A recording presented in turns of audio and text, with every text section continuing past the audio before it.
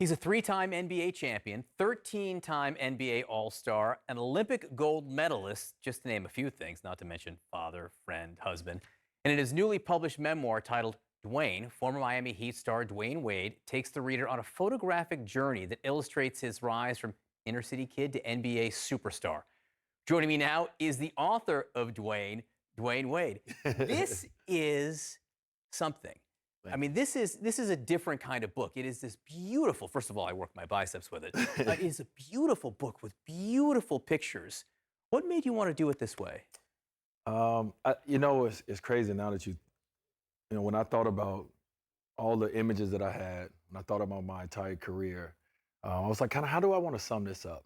I don't want to sum up 16 years, or, how do I want to let my fans and my supporters kind of in on Dwyane? And so I have a photographer, Bobby Metellus, who shot over 200 photos. And he's been following me for the last 11 years and just getting a lot of intimate moments. And for me, I thought it was very important as I move to this next phase of my life, as I leave basketball, for people to see the human side of Dwyane. It's another one of the things I really like about the book. It's not just about basketball. I promise I will ask about basketball for me at the end, but it's about you and your entire life in the many aspects of it. And one of the things you go into is after the Parkland shooting in Florida, you were very present there. And part of the reason is that Joaquin Oliver, who was, what, 17, Yes. he chose to be buried in a Dwyane Wade jersey. Yeah. What did that mean to you? I I didn't know how to process that. I still don't know how to process that, but I did understand at that moment that I had a responsibility. So I was just very thankful to the family for allowing their son to be buried in my jersey. To me, that's the honor goes way beyond life. That shows me that I'm on the right path. And so I just thought that as a community leader, it was just important to be there. And I didn't have the words, but I did know that we all needed to be together. And so I showed up. Yeah, being there and showing up really is everything Yeah. in that case. Yeah. You also write about your family now Yeah. and your daughter Zaya Mhm. and being there when she was transitioning, opening up to the world. And you've been public. Everyone's been public about this. Do you have concerns about her privacy? I do. That's one of the things about being in this as a public figure, is privacy aspect of it. But at the end of the day, you have to live your life as well. And I preach that, and definitely in my home, my wife and I. So when it comes to Zaya, it's just about Zaya feeling acceptance, Zaya feeling loved, Zaya's feeling seen and heard and appreciated inside of our home.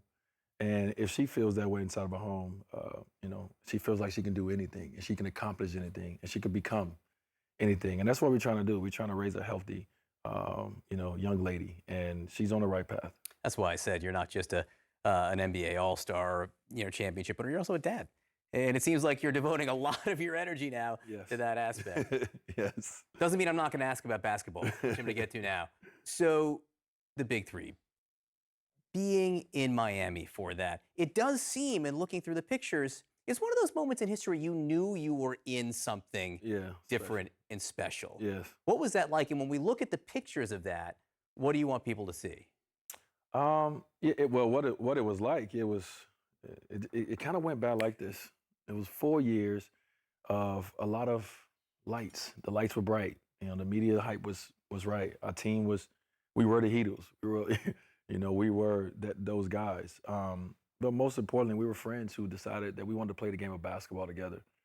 We wanted to go out and try to compete and win together. In this sport that we played called basketball, they tell you have to win championships to be considered great. And so we all want to be considered great. And so we wanted to win championships. And along the way, I think we've created so many memories for so many families. In the NBA, we changed the dynamics in the culture from an organization-heavy league to a player empowerment, league. And so it was important for us, as young men, to make that decision.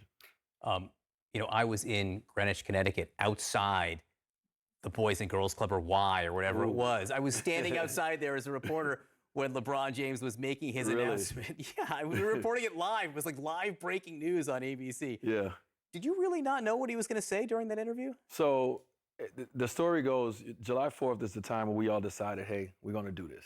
The period to sign was around July 7th.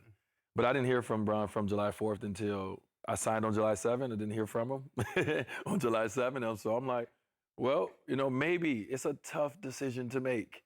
And so maybe he woke up on July 8th and was like, I don't want to do it. So I didn't know. And I went to the TV just like everyone else to watch and make sure that everything that we discussed was coming true. But that natural celebration it was real because I knew to be able to sit across from each other, to be able to do something that, the game hasn't seen, to be able to do it with your friends. To me, that was one of the dopest moments in sports for me. It's a hell of a time to be ghosted by one of your friends. I got ghosted for 4 days. You only have the rest of your life to worry about. Yeah, no, I understood the decision was super hard, especially leaving his hometown. I didn't pressure him. I just was a little nervous. Dwyane Wade, thanks so much for coming in. Appreciate thanks for it. having me. Congratulations on the book. Thank you.